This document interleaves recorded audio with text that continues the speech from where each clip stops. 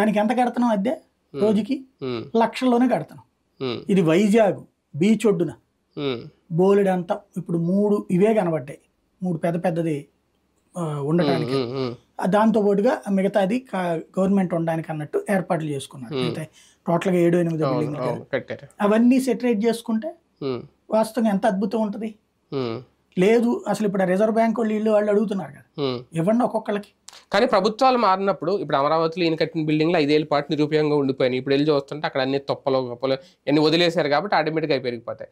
ఇప్పుడు ఈయన పాపం విలాసవంతంగా కట్టాడు, ఓకే, అది ఆయన ప్రభుత్వం కోసం కట్టిన, ఆయన కోసం కట్టకపోయినా టీడీపీ ఆరోపణ అయితే అదే ఆయన జల్సా చేయడానికి కట్టాడు. ఇప్పుడు దాన్ని వదిలేస్తే ఇదంతా ప్రజాధనం దుర్వినియోగం ఎవరు అధికారంలోకి వచ్చినా, అంటే ఇక్కడ ఇద్దరినే మనం ఎవరిని తప్పు పట్టాలి ఎవరిని వెనకేసుకోవాలని కాదు, కానీ ఇద్దరు చేసే పని అదే అన్నట్టుగా లేదా?